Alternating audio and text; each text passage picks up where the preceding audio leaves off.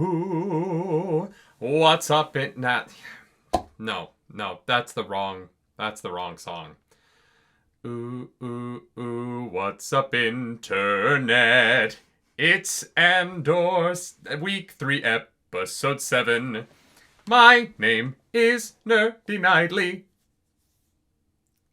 And I'm Claris Polaris. And it's gonna be bad. The worst key for me. Like, I'm like, what am I supposed Well, I figured to do with down here? your voice recovering, I figured you might be a little lower than usual. No, the voice is gone. It's not gone. You sound good today. Yeah, I have better. Anyway, we're back. It's Andor. I hope you understand why we went to the dark side for the song. I think these 3 episodes are gonna hurt. Yeah. Mm-hmm. Have you seen Rogue One? Fair. Let's dive into episode 7. If you want that full-length reaction, go to patreon.com/nerdynightly. But this is The Force Awakens of Andor Season 2. Will we see the Force in this episode? No, we won't. I don't think there's going to be any Force in the whole show. Tony Gilroy already said no Palpatine, no Vader, which I appreciate. Yeah. I think that's the right call for the show. I don't think it needs it. Maybe a little bit of Palpy, like, at like a Senate meeting would have been fine, but other than that, that would have been like the most I would have wanted. Yeah. Let's dive in. Substrate foliated calcite. Should we fail? Foliated? What about exfoliated calcite? What about a calcite that takes care of itself with some skin care? Yeah. Is it chemical or physical exfoliation, though? I thought this was a bubbly, but it's a Zevia, so it's not. It's like sweet. That shocked the shit out of me. I was like, are my taste buds high? You need a radical insurgency you can count on. You need Gorman rebels you can depend on to do the wrong thing. You need my boyfriend. She's really just trying to get him a job. That's what she's doing. She's being a good partner.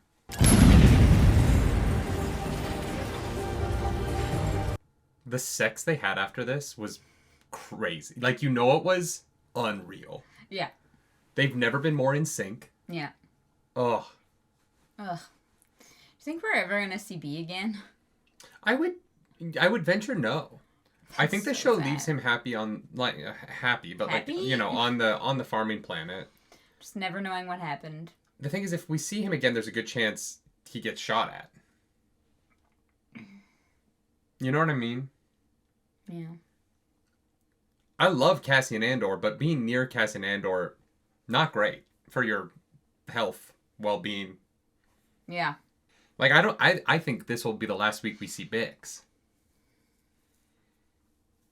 It might be.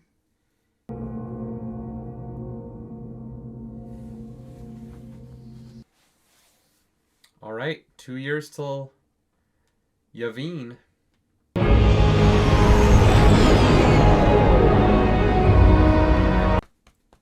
Oh, shit! Oh, they were using Yavin for a while.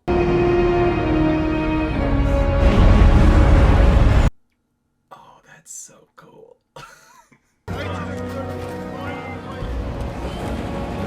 Are C-3PO and R2-D2 going to be in the show? Maybe. No, they'll probably avoid Leia, right? Yeah. Huh. My whole life, I just assumed everyone lived in the temple. Take your shirt off. Don't tell me it's better. Yeah. What are you gonna do? Anything I want. Well. Oh. Look at this. I can come back. Don't you dare. It's like when your son comes back from college without letting you know. Oh, God. You check in? Not yet. Things are getting really organized around here. Tell me about it. It's about time.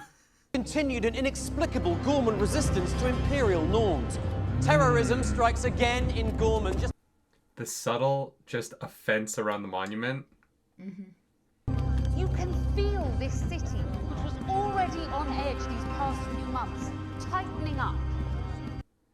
Dude, Syril's been undercover doing this for so fucking long. Yeah.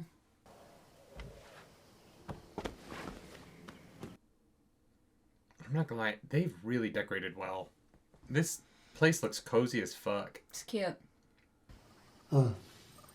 ISB Supervisor Dedra. She's been coming after him and you and all of us and everyone we know. Finally, time to go head to head. You need to calm down and check in. Oh. You act like Luthen's the enemy. That would be easier.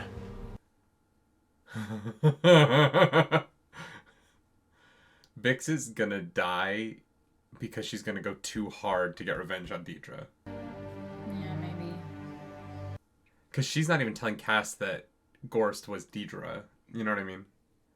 Yeah, she's been like, I killed Gorst, calm time. Calm's broken because now it's back. Fuck, that's good shit. The fleet will be fully positioned in 48 hours. We'll need a declaration of martial domain as soon as possible. Oh, Well, fuck. damn. You're aware, sir, that the insurgents have weapons at this point. We're counting on it. Yeah. Now there's evidence I have to beg for? We are trying to prevent an incident. Like keeping me in the dark. Yeah, Syril's gonna lose it. Will be rewarded. For what? What have we accomplished?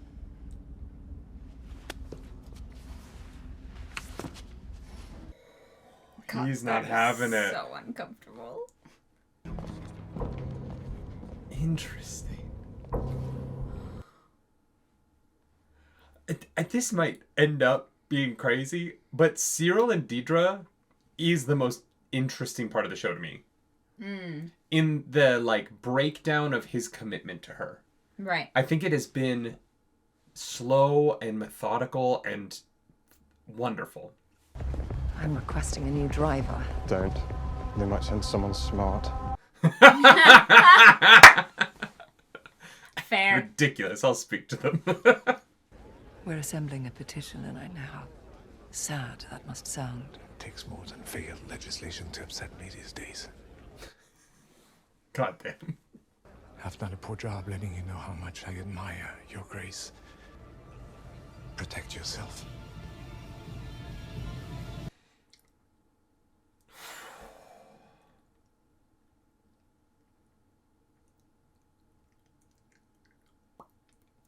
That got me. I got the goose pimples. It's gonna be really bad. Like, it's about to get really bad. Yeah. She was the only one who tried to do something. Mm-hmm.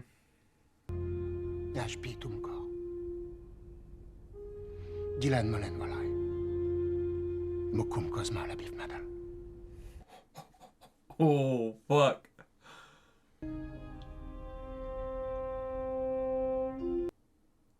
The fake French really fucks me up. Because I speak French, and it sounds like I should understand what they're saying, and I don't. And I'm trying to read the subtitles at the same time. But that speech was fantastic. Yeah.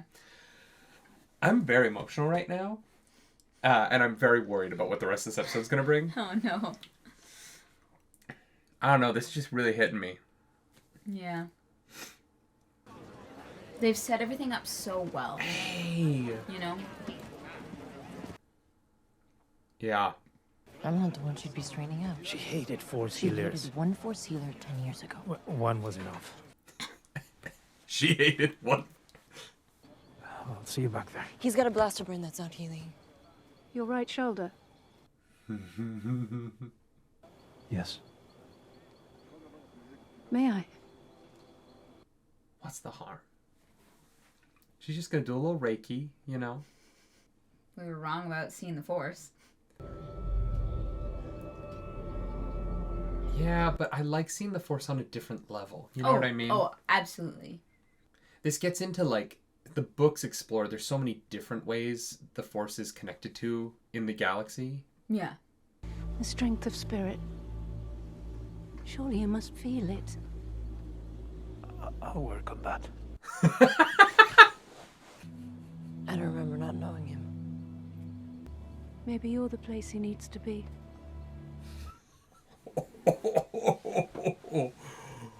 Oh, that's a great line. That was nice. That was a nice way to include the Force, have it be part of the galaxy, but not, like, ooh-woo about it, you know? Ooh. You know what I mean. If I had something to offer, if we could lay this off on outsiders, then...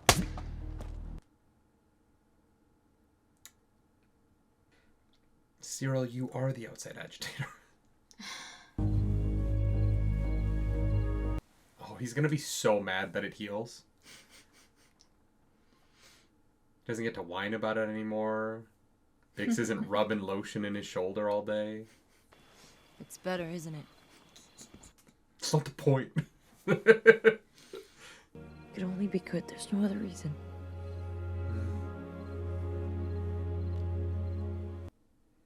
Can you imagine if Cass had lived long enough to meet Luke Skywalker? Yeah. Just casually waving a lightsaber around in the...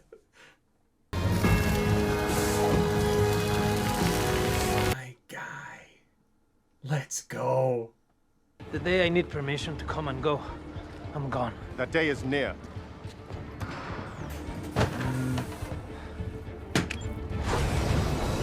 God, it's so cool.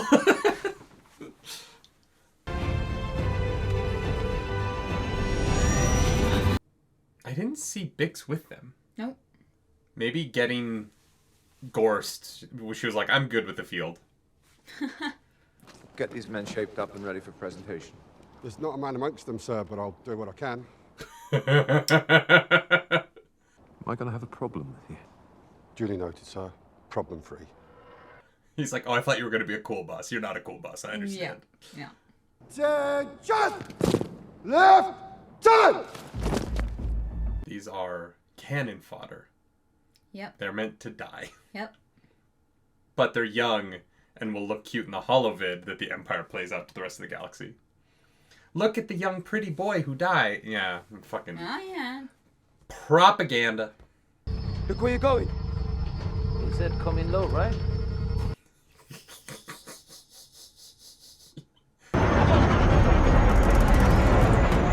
Well, you've been with Saw. You should be used to crazy at this point. Yeah, right? God, this planet's gorgeous. Yeah. We've all given so much. A little discipline doesn't seem too much to ask. It just hit me we haven't seen Luthen yet this episode. Yeah. I'll pass that along. I love the faith she has in him. Their relationship is so hard, but like, fuck, they're so good for each other. Yeah. Fairies. Stolen sky. Yeah, Cass, the last time he was here, it was like, he was in a nice French hotel. Yeah. It's a crazy change. Damn. A lot can change in a year. Yeah. Ronnie Goop. Is it the same guy? I didn't want to risk the curfew. We'll have to go over there tomorrow and sort it out. Interesting. Good little lie, though. Mm-hmm. Good to know. You'll have to carry your own bag this time. Another way. You little rebel. You know. Thank you. Yeah. That's a good memory, though. That's the kind of... I couldn't do that. Fuck no. I'd be like, who the fuck are you? Yeah. You'd be like, we've met. I'd be like, sure, bud. If you say so. You'd be like, we did a musical together for 6 months. I'd be like, we probably did. No memory of you or the show.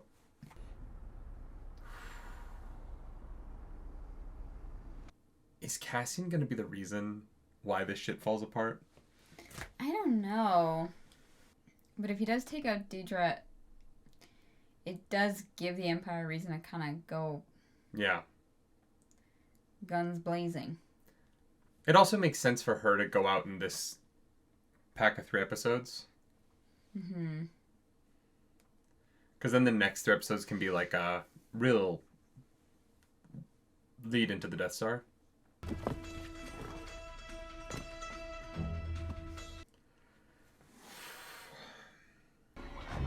Do you have a trooper right above him? Oh!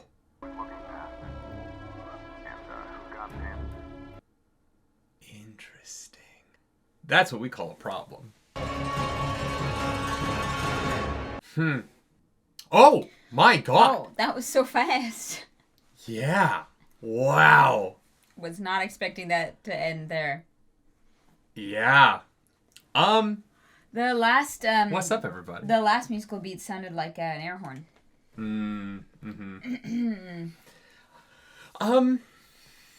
That was heavy. It's gonna be bad. Yeah, I really felt it. Like a lot of the dialogue, you know, I think that the last two sections and the first season are also, it's all very heavy, right? But the material's heavy, but there's there was always a like motion in the rebellion because it was so scrappy, because it was so you know the stakes were very much, are we going to get caught? Right. Is this small piece of the rebellion going to get caught? And it does now. Like, this feels so, the weight of each action is so large now, and the number of people impacted by each action is so vast that I think the show's doing a really good job of having the characters convey that by the weight they're carrying into the scenes. Yeah. And just really brilliant stuff. Yeah, everything's so much more intertwined, and like you said, like, we didn't even see Luthen this episode, right? But he hangs over it all so much. Yeah. I love the, like, we're not his puppets anymore. I really, because you know, I think that I think it was last week I said, like, I think Luthen might die because he's trying to keep things so separated and so isolated. Yeah. And you know, Will brings that into this, right? I think that if Cassian brings about kind of Gorman's the escalation or whatever is going to happen here, then that could end up being Luthen's final act with the rebellion. Yeah. That even though he's not there, him being the string puller on that might have the rebellion go, hey, like, we can't have you. Yeah. Like, the way you're going about this is not how we want to be going about this now that we're an army. And now that, like, our actions are the scale of cities and planets, and it's not, are these two people going to get caught? It is really interesting to see that, you know, Luthen might not go out in a blaze of glory, but rather in almost disgrace from the Empire that feels like he caused this. Well, it really depends on if he is able to grow and adapt with the movement or not. Like, if he clings on too tightly, because it's kind of what he does. Yeah. Right? He sacrificed so much that he wasn't able to ever loosen that chokehold. Yeah. Which, like, the rebellion couldn't thrive without a little more oxygen. Yeah. Right? So I'm super curious to see, like, what, because I think he's got to die. So I'm super curious to see, like, what his final moments are, what his final acts are, and if they are. There's so many ways it could go. It honestly is really fun watching a show. And usually I'm like, oh man, like, prequels don't work for me because you know where they go. Yeah. And sometimes prequels don't work for me because the most interesting part of the character stories is the story. Yeah. And so, like, trying to add in a prequel, the thing that Star Wars has always done really well with prequels, in my opinion, is bring in a lot of characters whose part in the prequel I don't know, right? Yeah. Like, you know, in the prequels, I didn't really know Mace Windu. Right? Like, he wasn't a character that I was like, oh, what's gonna happen to Mace? Yeah. Why was Yoda exiled? Like, there were a bunch of things about the prequels that, even though I'm like, I know Anakin's gonna fall to the dark side, right? Sorry, spoilers for Empire Strikes Back. But that's Empire Strikes Back? Yeah, that's where you if you watch them canonically, that's where you first find out that he's Luke's father. Oh, that he is Anakin. Yeah. Okay, yeah, sure. But I think that the thing that I think Star Wars prequels have historically done well, George's prequels do very poorly, is keeping everything in line, because there's definitely some, like, story stuff that doesn't really work, but particularly on R2-D2 and C-3PO. But I think that there's a, like, impending tragedy that a lot of prequels set up. Mm-hmm. I think that the Solo prequel does that really well with Kira, who we know like something happens to, and there's still more story there, and I hope we get to see more of that at some point, outside of just the comics, which she's very interested in. But the impending tragedy of this, and Rogue One too, like we know everyone's gonna die. I at no point was I like these characters survive. Yeah. And I don't know the way this show is playing with the like everyone in the show has to die, and the show is about what was meaningful about their lives in the moments leading up to that. Right? Even Brasso, like getting that final moment of accusing the farmer of selling him out so that he can have... He makes this accusation so that his death is heroic, right? Because he dies trying to get that man off from Imperial suspicion. I think that there is a real... The way they're handling tragedy, and the way all Star Wars prequels end up being about tragedies, I think is well done and more interesting than I think prequels that are just sort of like fill in the blanks. Yeah, prequels are a tough gig. Yeah, like they are hard. Like that balance is difficult, and I think yeah, for the most part, Star Wars has actually done it really well. I think I'm the same. Like prequels generally don't interest me because I'm like, well, we've already seen the most exciting part of this person's story, right? Mm-hmm. And so like what could the prequel do to, you know, change that or shed new light on it? And that's kind of what Andor is doing. It's who was doing what during this time period and how it all interconnects together until we finally get to the tipping point. And this show is so good, man. Yeah, it's sort of the opposite of Obi-Wan Kenobi. Was that show called Kenobi, right? Or Mm-hmm. Obi-Wan? I can't remember. The Obi-Wan Kenobi show, where I felt like the prequel elements of that were like almost entirely filler, even though I really enjoyed that show. Yeah. And I particularly like the Darth Vader Obi-Wan stuff. I enjoyed watching it, while at the same time I knew in the moment, like, I know this can't matter that much because nothing can change. The thing about the Andor show is a lot can change, right?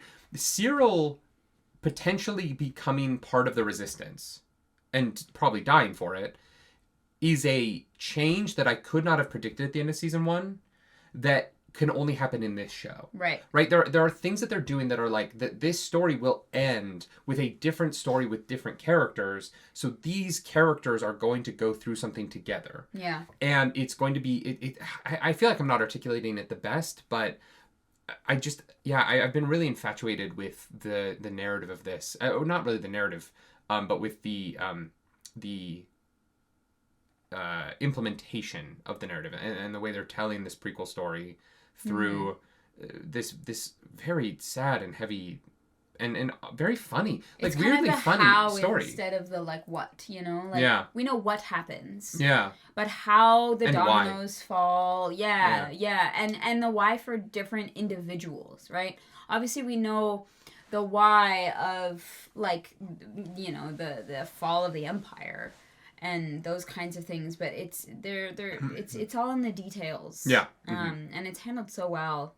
The scene with Mon Mothma, the one that she got, right? This episode was one of those really difficult moments where this person, he clearly has so many regrets, right? Yeah. Because he you know that he's going to be forever wondering what if he had done something differently when she had first asked him. Yeah. Right? When he said he doesn't want to chafe the Empire or whatever. Yeah. And now he's in this position of admiration for someone who actually had the balls. Even more than he knows, right? Oh, yeah. Like he doesn't know the fucking half of it, right? Yeah.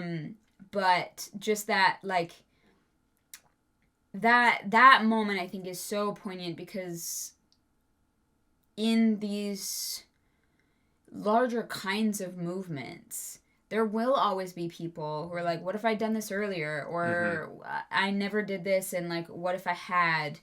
And history is filled with like those kinds of stories of people who took those chances. Yeah. And he waited too late.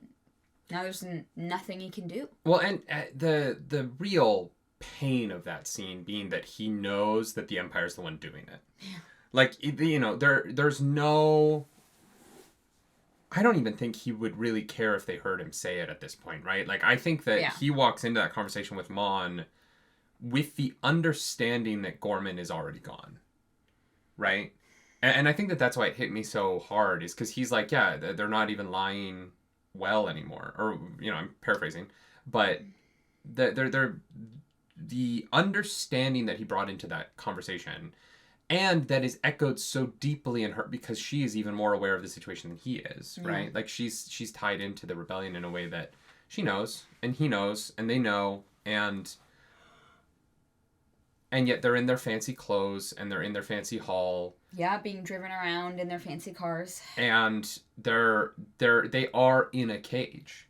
Like, the auspices of their office and the sleek beauty of it is a gilded cage that they're all trapped in. Yeah, I think and there's that's no what she easy calls, way out, right? Isn't that what she calls her house back in season 1? Yeah. Yeah, like, it's so... I mean, you can really tell that the show was kind of meticulously planned from the get-go, right? Everything's very intentional. Everything relates back to one another. It's all...